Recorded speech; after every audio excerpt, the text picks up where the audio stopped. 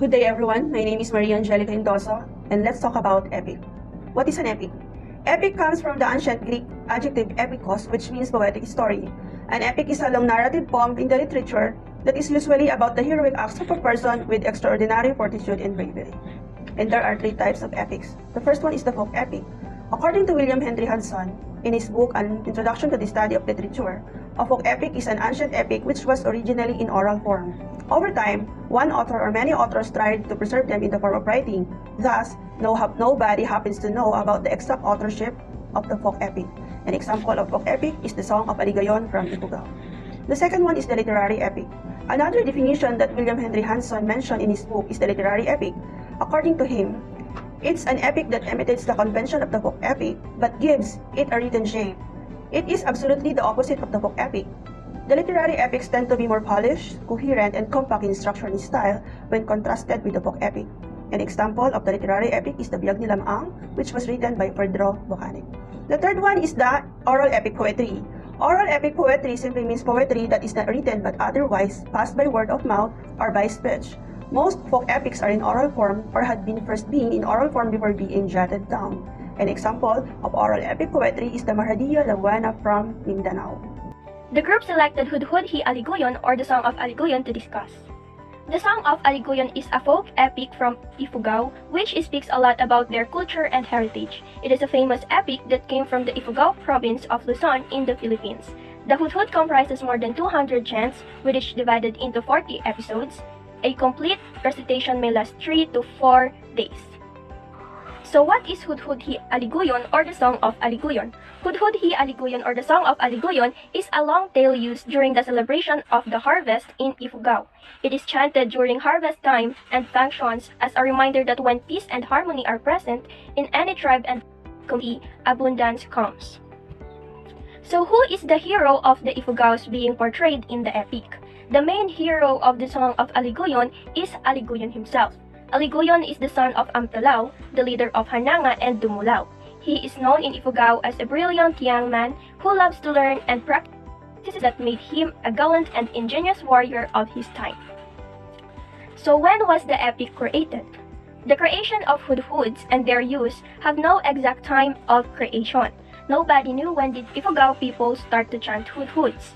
The Song of Aligoyon has an unidentifiable date of creation.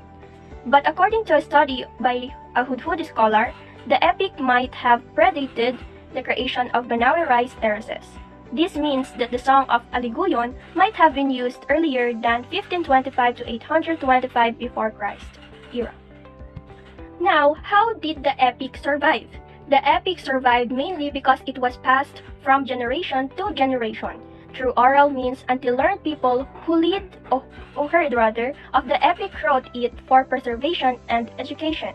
The authorship of Hudhud Hi Aligoyon is still unidentified up to this day. Now we have here 3 words to ponder. Do you have any idea about their meanings? The first one is Hudhud.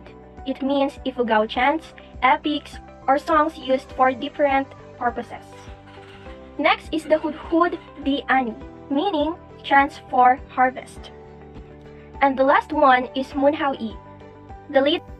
This is the summary of the epic entitled The Song of Aligoyon, and we divided it into 5 parts following the plot diagram for easier grasp. We all know that exposition is the first stage or starting point of a narrative, and in the Song of Aligoyon, the story began when he was born to his parents Amtalao and Dumulao and was named Aligoyon.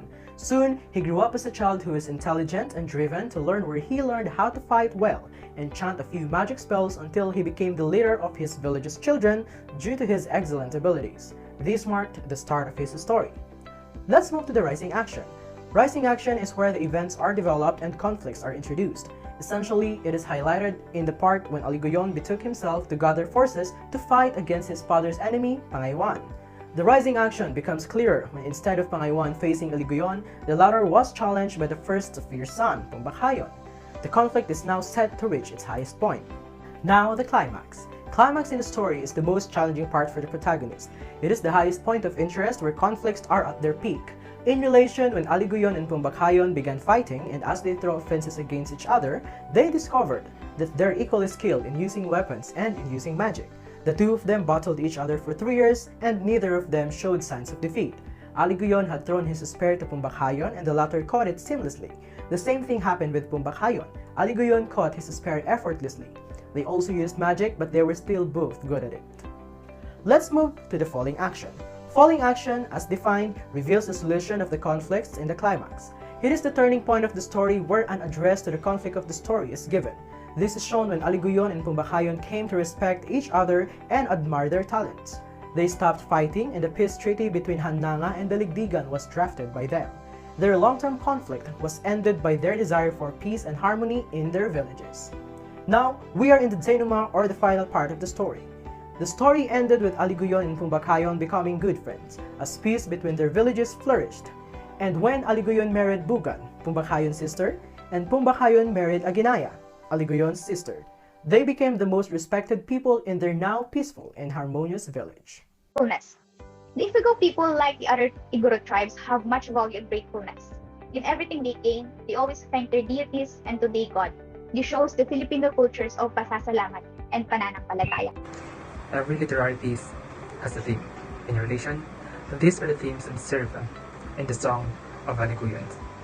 First is loyalty. Aliguyon's loyalty to his father and to their village is highlighted in his will to fight Pangaywan. Second is courage. Aliguyon and Pumbakhayon's bravery to face each other despite knowing each other's capabilities show their unmatched courage. Third is family solidarity. Aliguyon's willingness to fight for his father shows the value of family in the epic. Next is forgiveness. Aliguyon and Pumbakhayon's initiative to stop fighting and create peace in their communities show their ability to forgive and move on. Last is respect for parents. During their fight, Pumbakhayon's mother told them to stop and ask Pumbakhayon to eat, which he followed. Aliguyo's respect to his parents is also highlighted in his way of addressing them, Aman and Inay. Another significant learning we can get from this magnificent work of literature is the core values that we can use as our guide in life. As such, these are the core values we grasped from the Song of Aliguyon.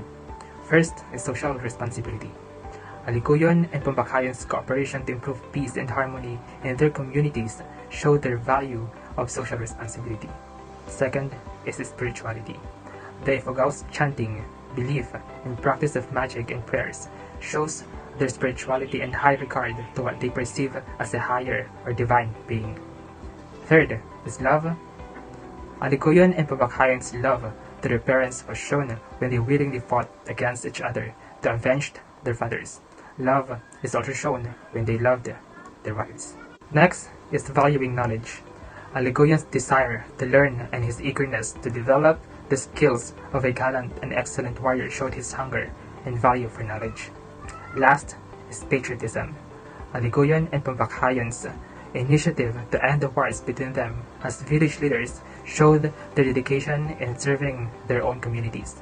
The creation of the peace treaty between the two villages showed their love for the community and their people. Okay, we are done on epics. Now let's talk about legends. What is a legend? A legend is a genre of folklore that consists of a narrative featuring human actions, believed or perceived both by teller and listeners to have taken place in human history. It is a traditional story sometimes popularly regarded as historical but unauthenticated. It can also be a narrative that talks about how a place or event occurred as a result of human action. The word legend came from the Latin word legenda, which means narrative of an event. According to Helmut de Boer, compared to the highly structured folk tale, legend is comparatively amorphous. There are two types of legends. First is the folk legend and second is the urban legend. Folk legends tell us a tale which originated or is traditional among a people or folk, especially one forming part of the oral tradition of the common people. It is composed of beliefs or stories passed on traditionally, especially one considered to be false or based on superstition. A great example of folk legend is the legend of Daragang Magayon, and for urban legend, it's the legend of Mount Cristobal or the Devil's Mountain.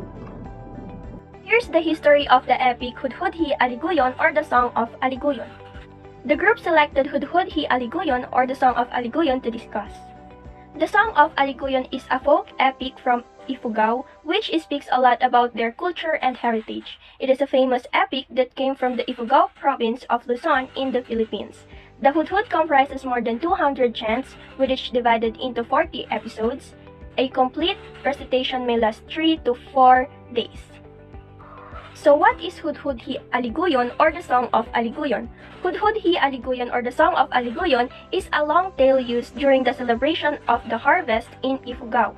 It is chanted during harvest time and functions as a reminder that when peace and harmony are present in any tribe and community, abundance comes. So who is the hero of the Ifugaos being portrayed in the epic? The main hero of the Song of Aliguyon is Aliguyon himself. Aliguyon is the son of Amtalao, the leader of Hananga and Dumulao. He is known in Ifugao as a brilliant young man who loves to learn and practices that made him a gallant and ingenious warrior of his time. So when was the epic created? The creation of hudhuds and their use have no exact time of creation. Nobody knew when did Ifugao people start to chant hudhuds. The Song of Aliguyon has an unidentifiable date of creation. But according to a study by a Hudhud scholar, the epic might have predated the creation of Banawe rice terraces.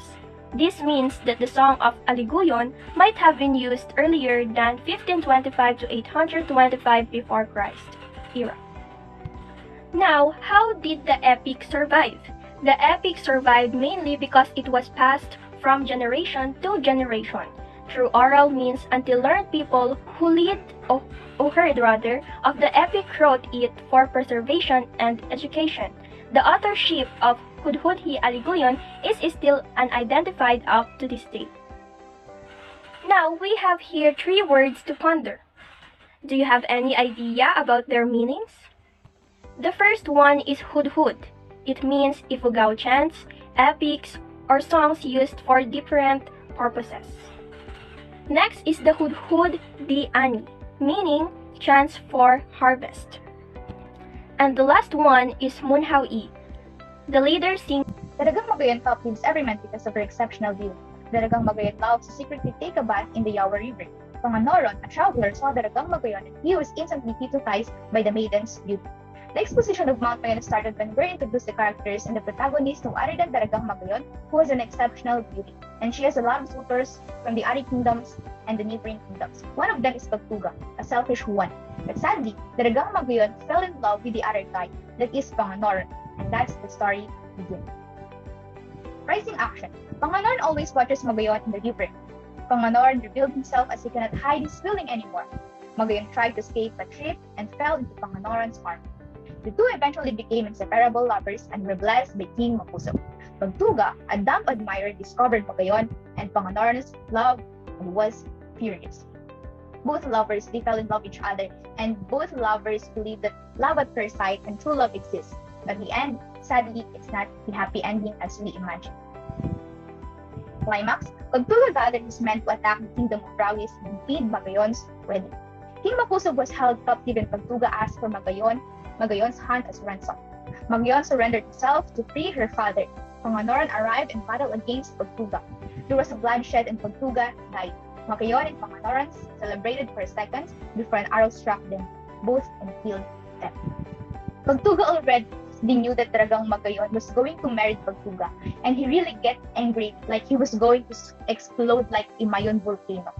And then he gathered his soldiers to have war against the kingdom of Rawis. And he kidnapped King Mapusog for ransom to get married to Daragang Magayon. Magayon surrendered himself to Pagtuga, but Pagtuga died, and the lovers hugged each other as they celebrate. But Pagtuga's soldiers targeted the lovers, and they both died with unconditional love until the end. Following action, the kingdom of Rawis grieved upon their loss. Magayon and Panganoron were buried together because they were united by death as one.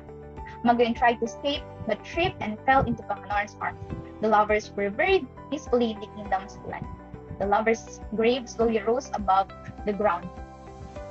The whole kingdom grieved, especially King Mapusok, because of two lovers are died tragically. Dinuka. The strong love of Daragang Magayon for Panganoran's mounted her grave into a towering massive volcano as if an emblem of her undying love. Raging lava flowed in the volcano as a symbol of love, couples overflowing affection. The volcano was later named Mayon in honor to Magayon, who has once the kingdom's apple of the eye and Panganoran's mother. Panganoran as the cloud meets Magayon in the sky every day until now.